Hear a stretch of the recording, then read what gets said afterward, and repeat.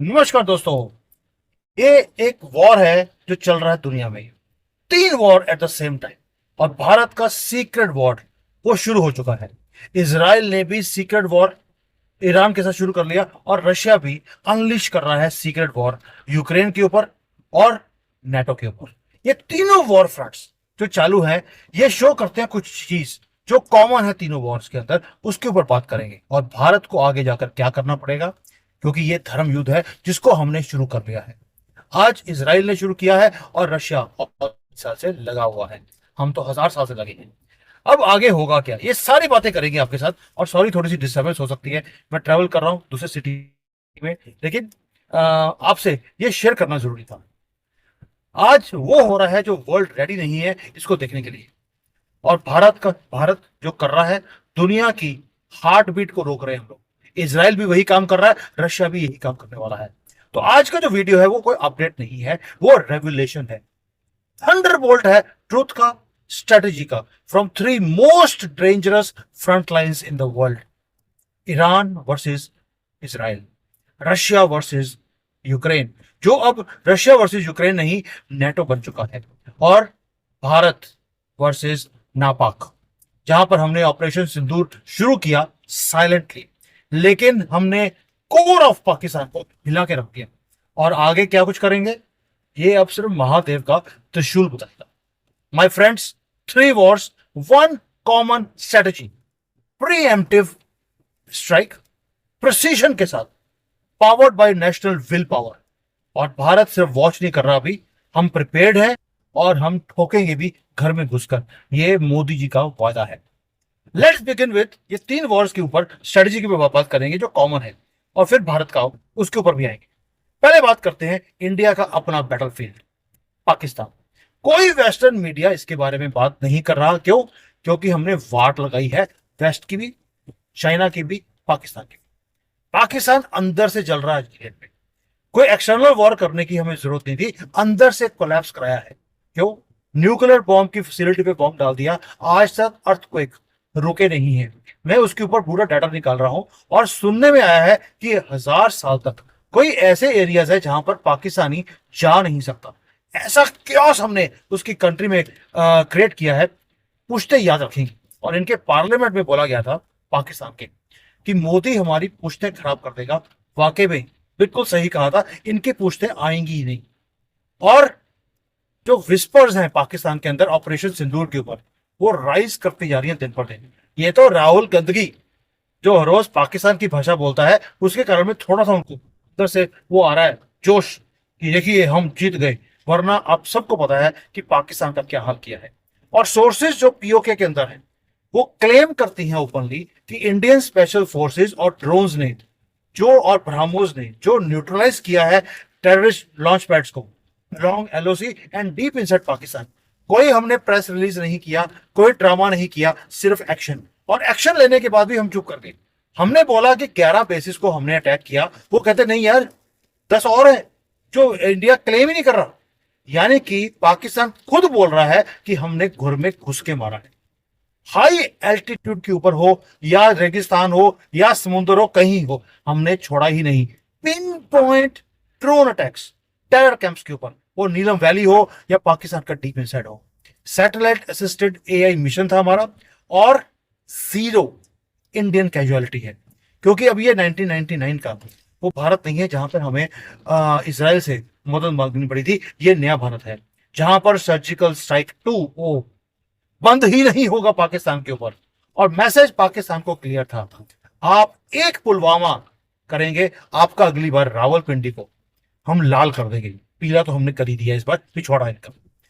ये psychological war है दोस्तों, जहां पर हमने दुश्मन की जो विल है लड़ने की, वो तोड़ दी है, और एक क्लियर मैसेज दुनिया को दिया, डोंट मेस विद अस।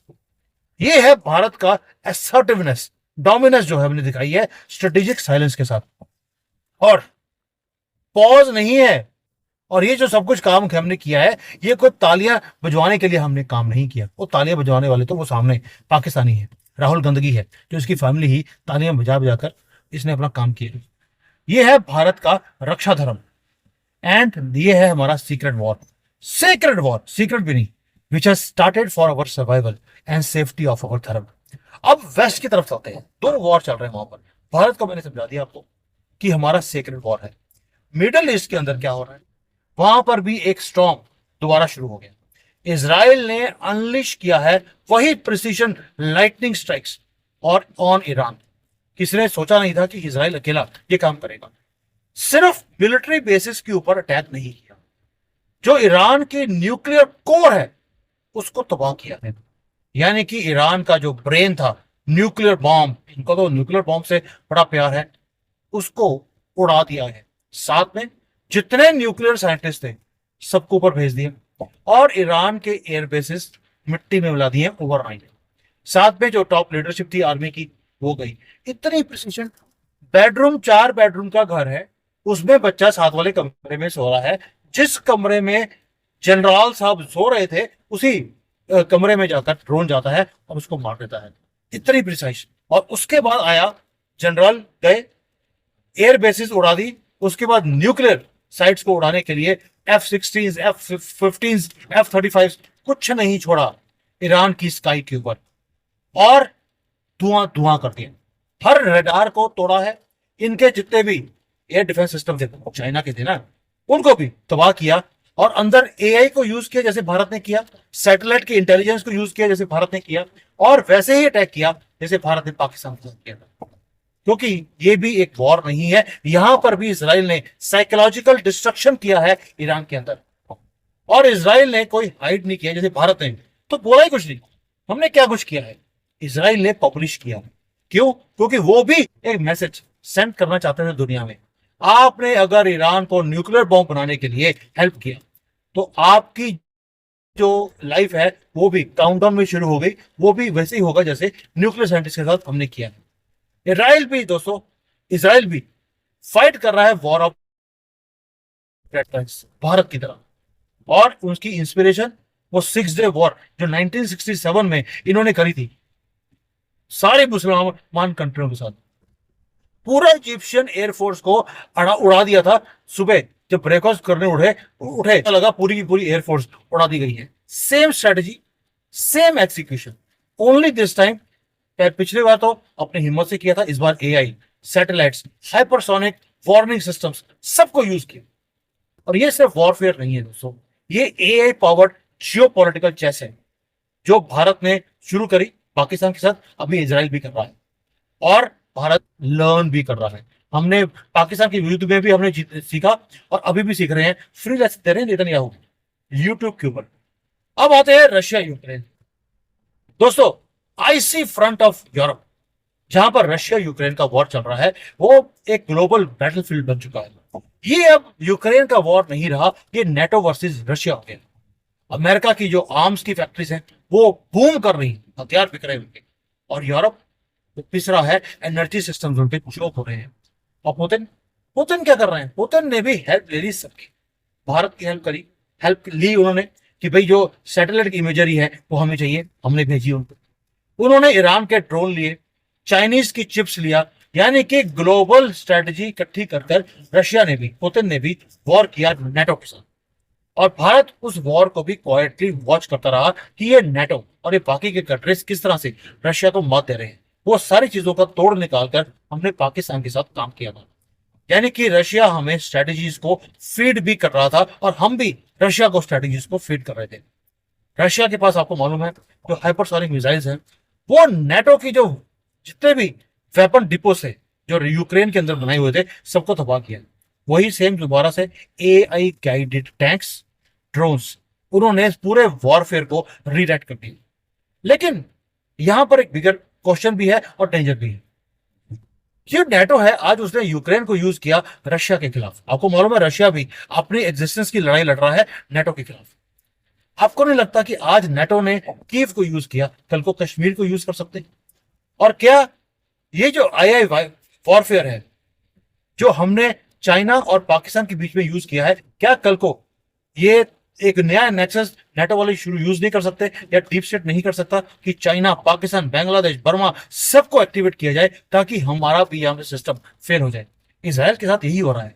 वहां पर लेबनान, सीरिया, यमन, ईरान, ये सारे मिलकर तुर्की के बीच में एंटर करने की कोशिश कर रहा है, सारे मिलकर इसराइल को घेरने की कोशिश कर रहे हैं कि इतने कंट्रीज अगर अटैक करेंगे इसराइल के ऊपर, क्या वो अपने आप को बचा सकता है।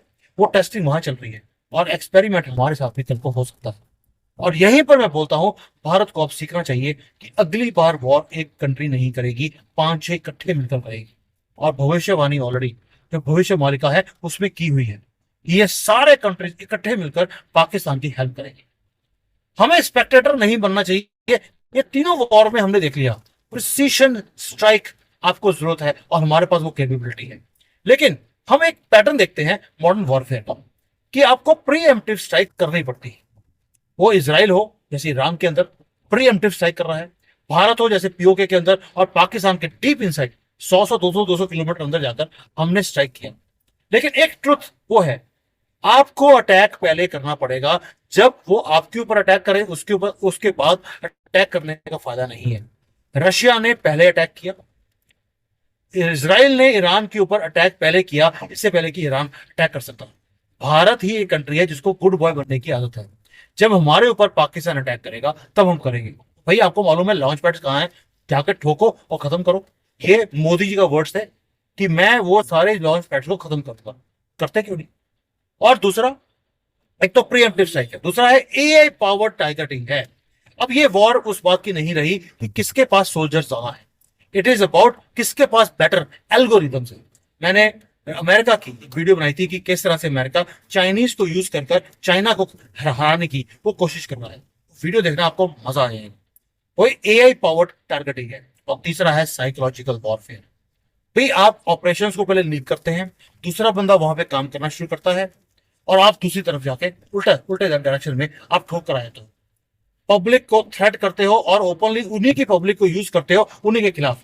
हमने बलोचियों को, सिंधियों को, इवन खैबर पख्तूनख्वा के लोगों को, पश्तूनों को हमने यूज किया कि भाई पाकिस्तान को ठोको दसे। वो किया भी उन्होंने। इसराइल ने धमकी देनी शुरू कर दी ईरानियन को कि भाई आप सड़कों पे आइए, धमकी नहीं सॉरी, उन्होंने सजेशन दिया है सड़कों पे आइए, अपने रिजीम को चेंज कीजिए। और रशिया भी यूक्रेन वालों को बोल रहा है जोकर को हटाइए। सब जगह पे पैटर्न सेम है, डेटरेंस नैरेटिव्स हैं और ये पार्ट ऑफ बैटलफील्ड बनने वाले हैं साइकोलॉजिकल वॉरफेयर। अब आप सोच के देखिए भारत को क्या करना चाहिए और हमने किया भी है, और क्या करना चाहिए। एक कवच, सुदर्शन चक्र, ये हमें अपने कंट्री के ऊपर लगाना पड़ेगा, जहां पर हमारे सैटेलाइट्स 100 टाइम्स बल्कि 100% टाइम वो सर्वेलेंस कर रहे हैं पाकिस्तान के ऊपर। और जो डिफेंस है हमारा बॉर्डर के ऊपर वो एआई पावर्ड होना चाहिए 100%। जिस तरह से इसराइल करता है, रशिया करता है, हमें भी 100% वो करना पड़ेगा। मुझे याद है कि जब मैं एक कंपनी में काम करता था, डिफेंस की वो कंपनी पार्ट्स बनाते थे, हमने एक प्रपोजल दिया था गवर्नमेंट ऑफ इंडिया, वो उन्होंने एक्सेप्ट नहीं किया क्योंकि कांग्रेस को घूस चाहिए था।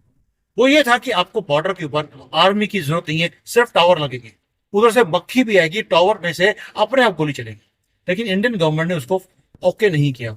अगर आज कोई इंडियन यहाँ पर जनरल्स हैं या आर्मी के अंदर काम करते हैं, please protect me, we have that technology in one of my companies. अब आते हैं ड्रोन असैसिनेशन स्क्वाड्स। जैसे इसराइल ने टॉप लीडरशिप को खत्म किया है, आपको भी करना पड़ेगा।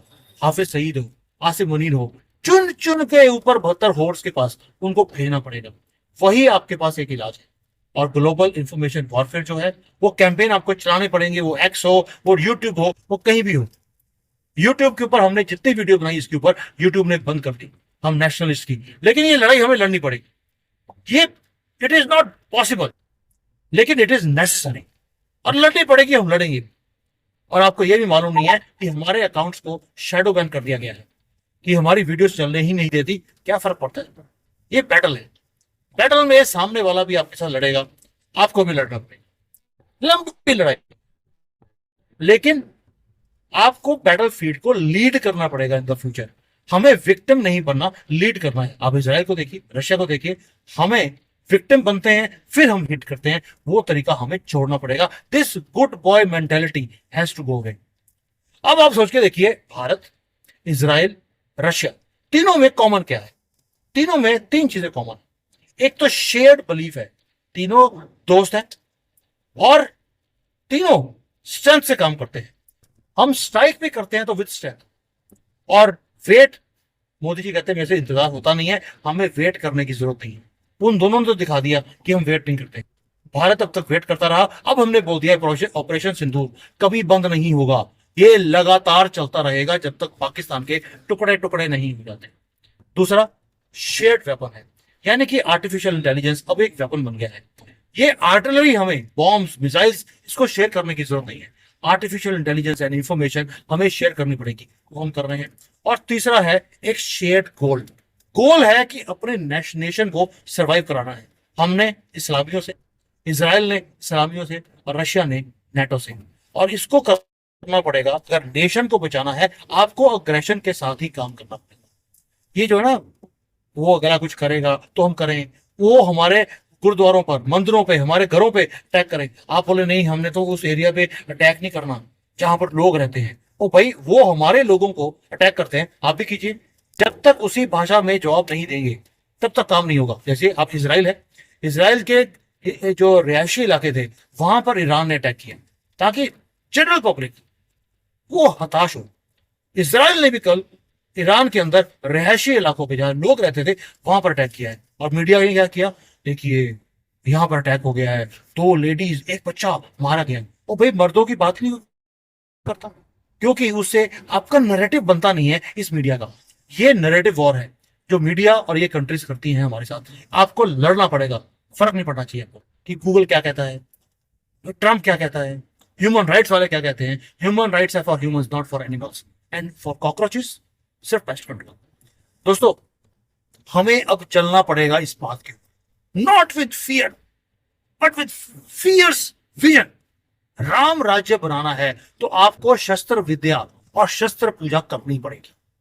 डिप्लोमेसी अब काम नहीं आएगी, और ये हमने देख लिया। और जो लोग आज देख रहे हैं, आपको अगर लगता है कि भारत को ऐसा ही काम करना चाहिए जैसे इसराइल करता है, रशिया ने किया नेटो के साथ या यूक्रेन के साथ, फोर्स दिखाई उन्होंने अपनी।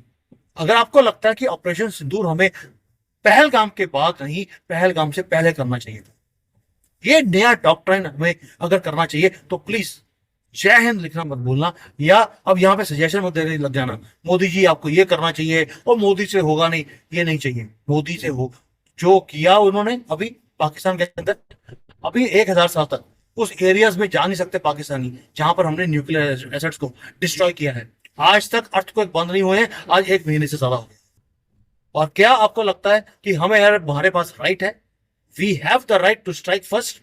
तो प्लीज जय हिंद बार बार लिखिए, भारत माता की जय, वंदे मातरम एंड जय सिया राम। ये कोई नारा बंद नहीं होना चाहिए आपकी तरफ से। क्यों? क्योंकि ये इंफॉर्मेशन वो है, अनफिल्टर्ड ट्रूथ, जो लुटियन मीडिया कभी भी डेयर नहीं करेगा आपको शो करने के लिए।